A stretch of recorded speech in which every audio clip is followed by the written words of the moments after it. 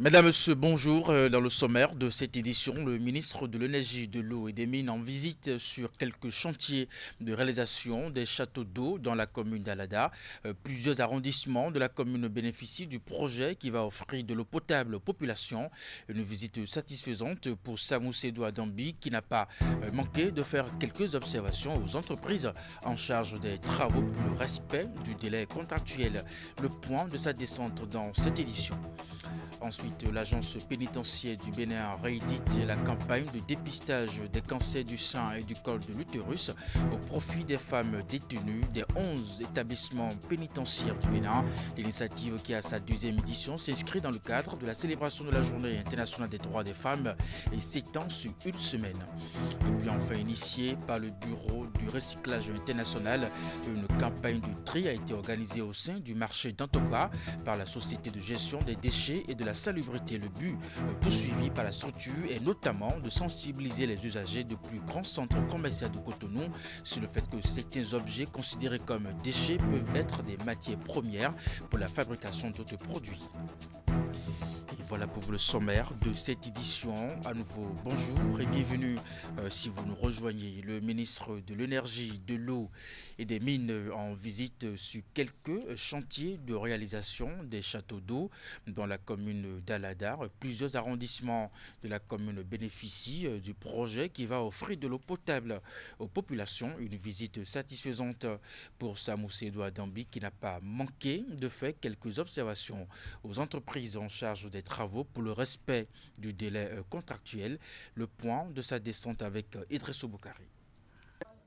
Encore quelques mois et les difficultés d'accès à l'eau potable seront un mauvais souvenir pour la population d'Alada dans le département de l'Atlantique. Ici, à Lissé-Gazon, l'un des 12 arrondissements de la commune, les travaux de construction du château d'eau sont presque bouclés. Il reste quelques derniers réglages et la station de pompage est déjà opérationnelle. Par contre, un peu plus loin, dans les arrondissements d'Ayou, Atogon et Henvi, les travaux connaissent quelques retards, mais l'entreprise qui en est la responsabilité s'affaire pour rattraper le temps perdu. Déjà un soulagement pour les autorités locales. Un soulagement à 100%. Vous savez que l'eau, c'est la vie. Aujourd'hui, grâce au gouvernement, nous avons bénéficié de cette infrastructure. Je dois dire que dans notre commune, c'est notre arrondissement qui est le premier arrondissement à bénéficier d'une infrastructure de telle qualité. Avec ce gouvernement, tout est différent parce qu'avant on assistait à des postes de pierre. Mais si c'est après le travail maintenant que le ministre est arrivé, nous disons d'abord par ma voix la population de la commune d'Alada dit un grand merci à ce gouvernement que dirige M. Patrice Talon. Cette descente du ministre de l'Énergie, de l'Eau et des Mines est la suite de sa tournée entreprise depuis quelques mois pour constater l'évolution des chantiers d'eau potable en milieu urbain comme rural. Cette visite lui a permis d'apprécier non seulement le niveau, mais aussi la qualité des ouvrages, à savoir les châteaux, les stations de pompage d'eau et les unités de contrôle de qualité d'eau réalisées au profit des populations. Normalement, à la fin de cette année, les ouvrages seront rendus disponibles et également l'eau pourra couler dans les robinets, que ce soit dans les maisons pour les abonnements privés ou les bonnes fontaines qui sont prévues. Donc nous avons pu voir également que l'essentiel des matériaux achetés est déjà sur place et que le chantier évolue cas un cas même si ce n'est pas comme on le souhaite. Et nous allons faire quand même une mise au point ensemble avec l'entreprise et l'agence de l'eau, qui est le maître d'ouvrage, pour pouvoir donc booster les travaux au niveau de ce SAEP-là que nous avons pu voir ensemble avec vous. Pas grand problème, en dehors de quelques petites corrections dues à quelques casses au niveau des jonctions qui ont été portées à notre attention. Et également au niveau du château d'eau, des corrections qui ont été déjà opérées. L'eau est déjà dans le château et disponible auprès sur les bonnes fontaines et au niveau des ménages qui ont des abonnements privés. Une bonne partie des populations d'Alada bientôt sortie des difficultés d'accès à l'eau potable. Pour le reste de la commune, tout comme les autres localités, le ministre promet que d'autres projets viendront combler le gap car, selon lui, l'objectif du gouvernement est d'offrir de l'eau potable à toute la population à l'horizon 2026.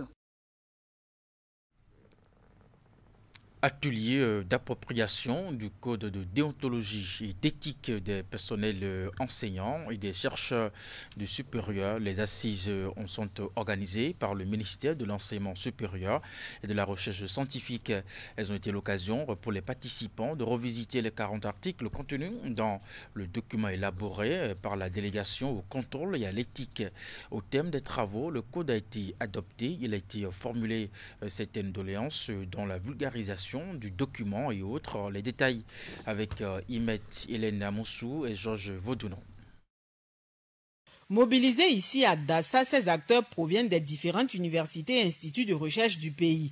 La rencontre est initiée par le ministère de l'Enseignement supérieur et de la Recherche scientifique. C'est un atelier qui offre aux participants le cadre de se prononcer puis d'adopter un outil important. Le document élaboré par la délégation au contrôle et à l'éthique est un corpus de tests et dispositions qui vont désormais guider la conduite professionnelle des personnels enseignants ainsi que les chercheurs du supérieur. En réalité, ces règles, elles existaient déjà. Elles sont de plusieurs types et on pourrait les classer suivant différents critères. Mais elles sont éparses dans différents textes, de sorte que leur connaissance est difficile pour les concernés. Il fallait donc les regrouper en un corpus unique de manière à les rapprocher et à faire émerger le sens qui ne se perçoit pas toujours lorsque on les voit d'un texte à un autre. Supervisés par un présidium mis en place pour la circonstance, les travaux ont duré 2 jours. Ils ont permis à l'assistance de revisiter le contenu des 40 articles contenus dans le document afin d'en avoir une plus profonde compréhension et apporter leur appréciation. Je retiens au thème des 2 jours que les objectifs ont été entièrement atteints, à savoir que à travers les questions, les interrogations, voire les critiques, les parties prenantes ont eu l'occasion de comprendre ce que signifie chaque terme utilisé dans les 40 articles de l'avant-projet du Code. Nous avons fait l'effort aussi de rapprocher les règles éparses qui avaient un lien entre elles, de manière à les rendre un peu plus intelligibles. Je pense que la démarche, elle est participative et elle est appréciable parce que nous approprier ces tests nous permet d'harmoniser notre compréhension des tests et d'émettre aussi des amendements s'il y en a. Exprimant sa reconnaissance aux différentes parties prenantes pour le travail abattu, la ministre Éléonore Yaïladékan les a aussi invités à commencer à mettre en pratique les principes énoncés dans ce code en attendant le processus d'adoption définitive. En adoptant ce code de déontologie et d'éthique, nous engageons ainsi à maintenir les plus hauts standards d'intégrité, de transparence et de responsabilité. Cela renforcera la confiance accordée à notre communauté académique et garantira le respect des valeurs fondamentales de l'enseignement supérieur. Au terme des assises, il a également été décidé l'organisation de séances en vue de la vulgarisation du code de déontologie et d'éthique des personnels enseignants et chercheurs du supérieur. Nous restons toujours avec Imet Hélène Moussou, séance d'échange avec les militants de l'Union progressiste Le Renouveau. La rencontre fait suite à la récente annonce du gouvernement de faire des travaux d'aménagement en terre et de bitumage de routes dans plusieurs localités du pays, au nombre desquelles Glazoué et Ouessé, dans la 10e circonscription électorale au contact des invités venus des localités traversées par les voies retenues dans la commune de Glazoué. L'honorable Edmond Agua est allé les rassurer et donner les détails sur le projet. L'occasion a été celle choisie par les populations pour exprimer leur reconnaissance au chef de l'État. Voici les détails.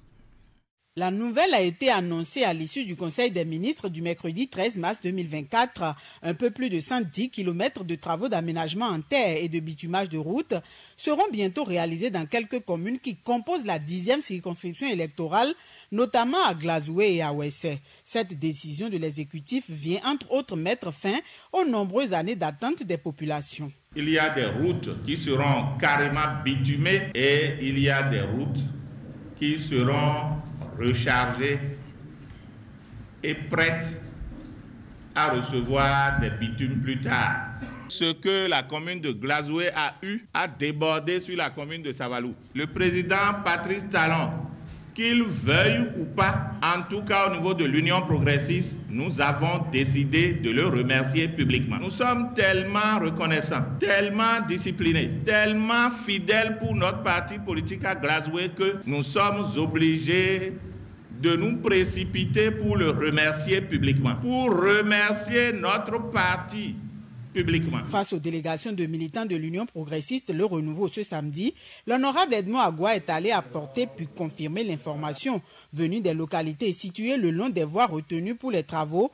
Les invités ont eu droit à tous les détails du projet. Pour la circonstance, l'élu parlementaire était accompagné d'une délégation composée des membres des coordinations départementales et communales du parti ainsi que d'autres. Ces voies-là sont les voies les plus dégradées de la commune de Glazoué. Et nous attendons leur réfection, leur réaménagement il y a très longtemps. L'heure a sonné, le chef de l'État a programmé de le faire et nous n'attendons que la réalisation de ces travaux. Confié à l'entreprise Portéo BTP Bénin, les travaux sont prévus pour démarrer dans quelques semaines. Le délai contractuel est de 30 mois. La mission de contrôle sera assurée par le groupement CETEM Gopa Infra. Longue de 32,5 et 32 km, les voies Glazoué-Wedemela autant Logozoré et Glazoué à Santé à Klangpa seront aménagées selon les caractéristiques ci-après. Ces voies doivent être aménagées en double voie de 3,6 mètres et deux accotements de 1,5, ce qui fera une largeur donc, de 12,2 mètres dans les agglomérations. En race campagne, c'est pratiquement la même chose, mais nous aurons 10,2 mètres. Dans le cadre de l'exécution de ces genres de travaux, il y aura à prélever de la terre à des endroits donnés. Il va falloir que les propriétaires de cette terre-là accèdent un peu plus facilement aux demandes de l'entrepreneur. Occasion pour les uns et les autres de dire toute leur satisfaction. La rencontre a également servi de cadre de sensibilisation afin qu'au moment opportun, chacun puisse convenablement jouer sa partition en vue du bon déroulement des travaux. Je vous l'annonçais en titre, l'agence pénitentiaire du Bénin réédite la campagne de dépistage des cancers du sein et du col de l'utérus au profit des femmes détenues des 11 établissements pénitentiaires du Bénin. L'initiative qui a sa deuxième édition s'inscrit dans le cadre de la célébration de la Journée internationale des droits des femmes et s'étend sur une semaine. Elle ambitionne d'améliorer les conditions d'accès aux soins de santé des détenus. Les détails avec, bien entendu, Ingrid Day, Rachidi Soubirou. Le droit à la santé des personnes détenues est érigé au rang des priorités par le gouvernement. Outre les nombreuses actions qui sont menées dans ce sens, l'agence pénitentiaire du Bénin lance une campagne de dépistage des cancers du sein et du col de l'utérus au profit de toutes les femmes détenues des maisons d'arrêt du Bénin. La première étape de l'opération consiste à expliquer aux bénéficiaires le bien fondé du dépistage précoce. Ce dépistage commence à partir de 25 ans jusqu'à 60 ans environ. Donc au fait, c'est pour ne pas avoir un cancer du col de l'utérus. Et c'est le seul cancer qui peut être guéri ou bien qui peut être évité par un dépistage du cancer du col de l'utérus. Donc c'est une prévention, donc nous sommes là pour pouvoir prévenir le cancer. Au niveau de la maison d'arrêt de Porto-Novo, nous avons 173 femmes. Et je rappelle que c'est l'établissement qui comporte plus d'effectifs de femmes que tous les 11 établissements dont nous disposons sur le territoire. Cette activité est à sa deuxième édition. Nous l'avons organisée une première fois en 2019, toujours dans l'optique de renforcer l'accès aux soins de santé des détenus, notamment des femmes. Et nous avons eu des résultats probants au cours de la première édition et c'est cela qui nous a motivés à poursuivre cette activité pour cette deuxième édition. Cela vient renforcer le paquet d'activités que le gouvernement a entrepris depuis un certain temps au niveau des prisons. Prévue sur une semaine, cette opération qui vise à prévenir les cancers les plus fréquents chez les femmes entre dans le cadre de la célébration de la Journée internationale des droits des femmes. Cette deuxième édition est placée sous le thème « Femmes détenues, je préserve mon droit à la santé ». Le dépistage précoce est donc indispensable car il garantit un traitement efficace dans 9 cas sur 10, réduisant ainsi la nécessité d'intervention fort onéreuse et exigeante. Ne dit-on pas que prévenir vaut mieux que guérir? C'est fort de cette réalité que l'agence pénitentiaire du Bénin avait organisé en 2019 le dépistage des cancers du sein et du col de l'utérus.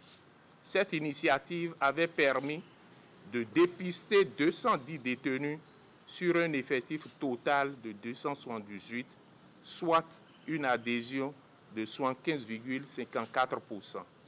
À l'issue de la campagne, les femmes détenues identifiées positives au test de dépistage des cancers du sein et du col de l'utérus seront intégralement prises en charge par l'administration pénitentiaire.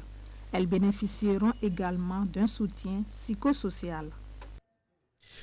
On parle environnement à présent initié par le Bureau du recyclage international. Une campagne de tri a été organisée au sein du marché d'Antokbar par la Société de gestion des déchets et de la salubrité. Le but est poursuivi par la structure et notamment de sensibiliser les usagers de plus grands centres commerciaux de Cotonou sur le fait que certains objets considérés comme déchets peuvent être des matières premières pour la fabrication d'autres produits. L'initiative est accompagnée par la mairie de Cotonou, Hugues Veingbe, mon fils de Savourant. Cette équipe numéro 1. Une activité peu ordinaire ce matin au cœur du marché d'Antokba. Tous vêtus d'un gilet jaune, des agents de terrain de la Société de gestion des déchets et de la salubrité sont rassemblés sur cette place. Cette mobilisation se justifie par le lancement d'une campagne de tri au sein du marché. Une activité qui s'inscrit dans le cadre de la Journée mondiale du recyclage célébrée le 18 mars. Notre objectif en initiant cette campagne de tri au sein du marché, c'est d'éduquer la population. C'est de faire comprendre à nos frères et sœurs, aux exploitants, que tout ce que nous qualifions de déchets n'est pas nécessairement déchets, mais constitue des matières premières pour d'autres types de matériaux. C'est-à-dire que ce qui est utilisé une fois qui est rejeté peut être réintroduit dans une autre chaîne pour permettre d'avoir de la valeur ajoutée sur un autre produit. C'est la raison pour laquelle nous sommes là. Et la seconde raison également, c'est de sensibiliser nos frères et sœurs, nos concitoyens, les exploitants, à la bonne gestion des déchets. Nous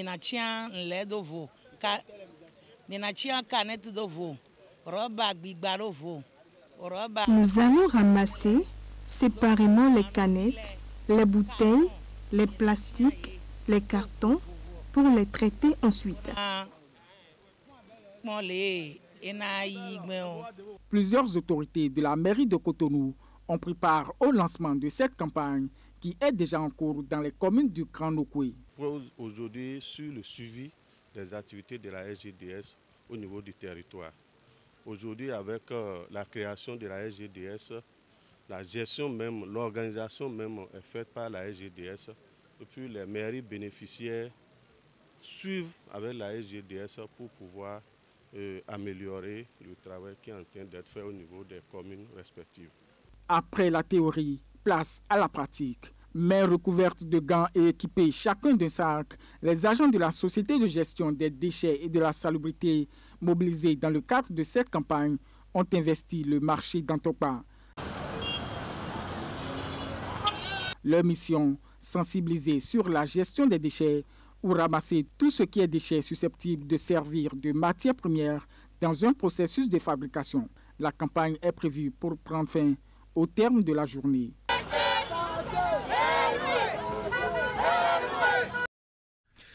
Dans la suite de cette édition, la Société béninoise d'infrastructures numériques SBIN SA a récemment fait face à d'importantes perturbations de ses réseaux Internet fixes et mobiles, particulièrement les jeudis 4, vendredi 15 et samedi 16 mars 2024, notamment au niveau de l'opérateur Celtis, pour éclairer l'opinion publique sur la situation, sur les actions menées pour un retour à la normale. La direction générale a organisé ce mardi une conférence de presse dans ses locaux ici à Cotonou. Et voici les détails de cette rencontre avec la presse.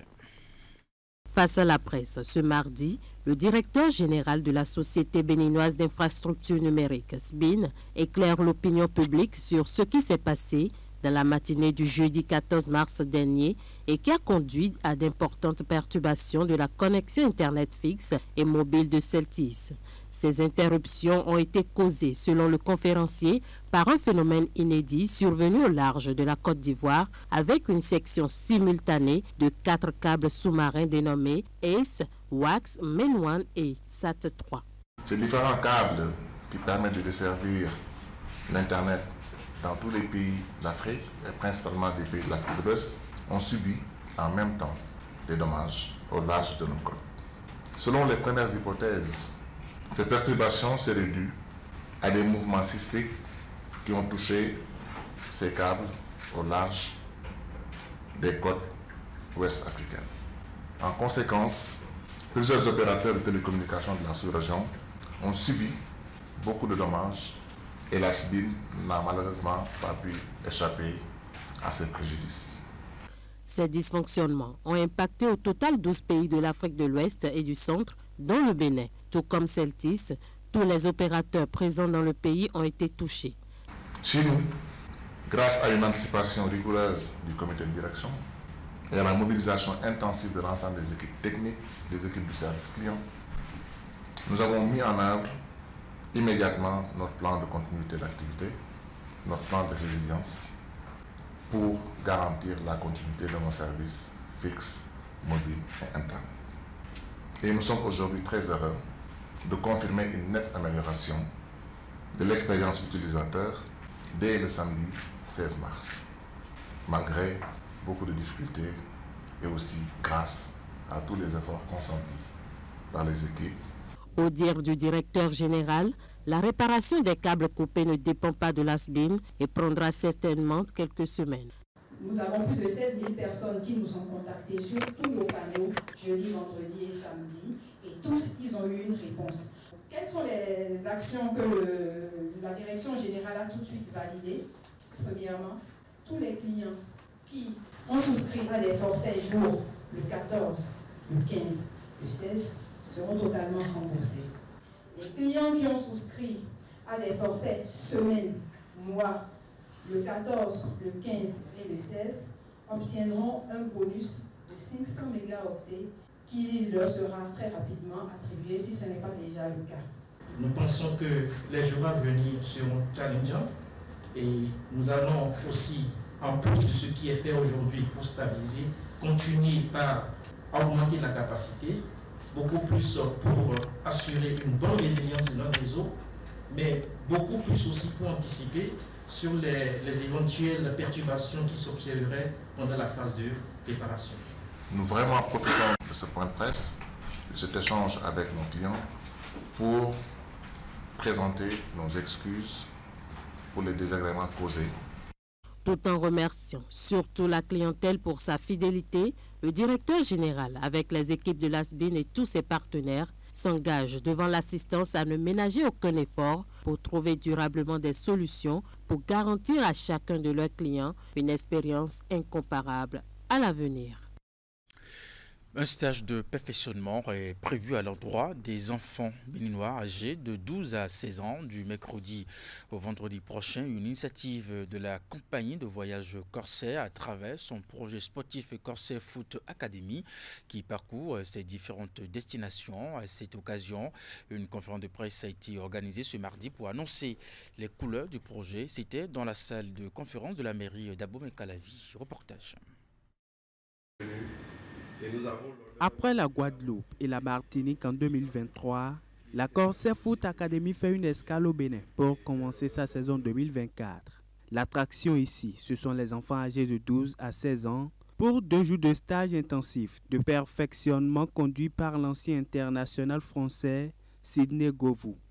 Le volet pris en compte ici n'est pas la détection, mais purement caritatif. La compagnie Corsair qui a voulu montrer qu'elle n'est pas qu'une compagnie qui vend, comme tu le disais tout à l'heure, justement qui fait du profit, a voulu également offrir quelque chose aux enfants de ces destinations.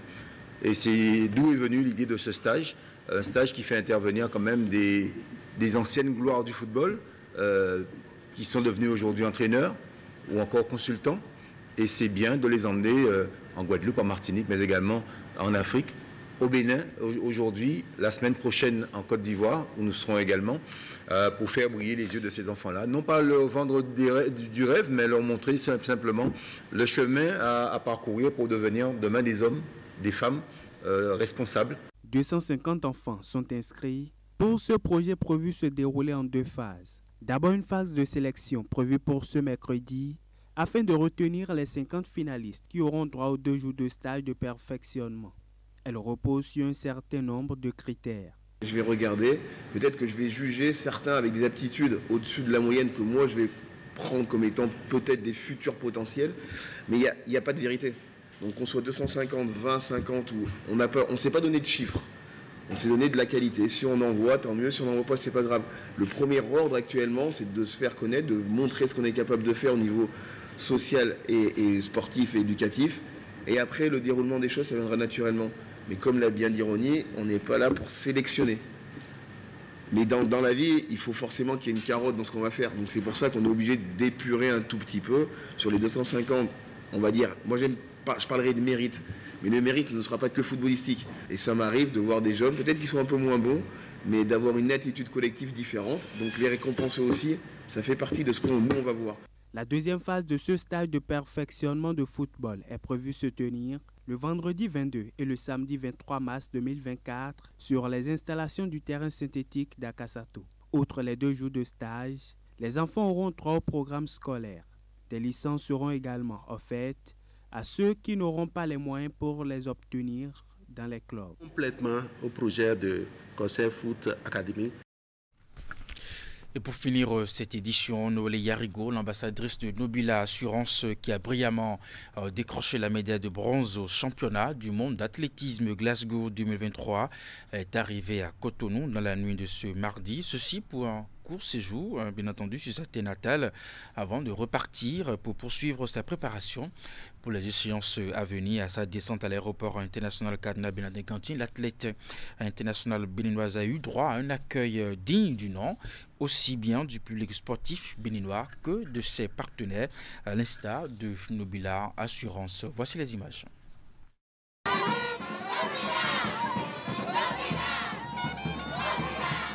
C'est avec ces mots en cœur que les membres de Nobila Assurance souhaitent ici, à l'aéroport international Cardinal Bernardin-Gantin de Cotonou, la bienvenue à leur égérie, Noélie Yarigo, accompagnée de son entraîneur.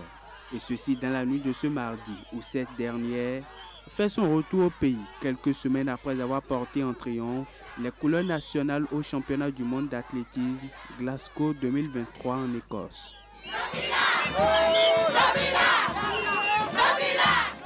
Cet accueil de facture considérable lui est offert au regard de sa belle performance pour honorer non seulement le Bénin, mais aussi Nobila Assurance, dont elle est ambassadrice.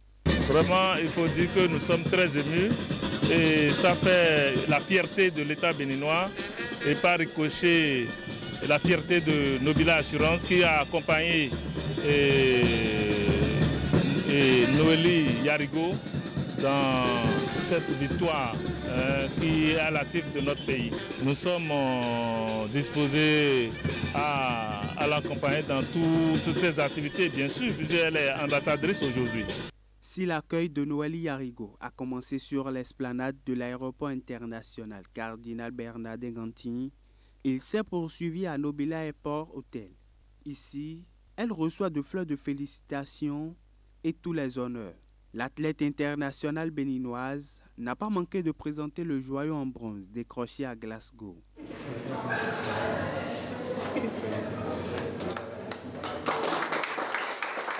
Je suis vraiment très heureuse déjà d'avoir la chance de collaborer avec Nobila depuis notre collaboration. J'ai été toujours aux petits soins.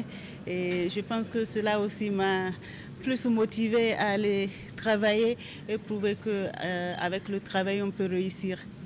Là, avec mon coach, on repart à Sierra Nevada en altitude, se préparer pour d'autres victoires plus grandes. Parce que les Jeux Olympiques, c'est notre objectif normalement. Donc il faut aller bosser pour être à la hauteur de la compétition. Le séjour de Noélie Yarigo au Bénin prend fin le vendredi 22 mars 2024.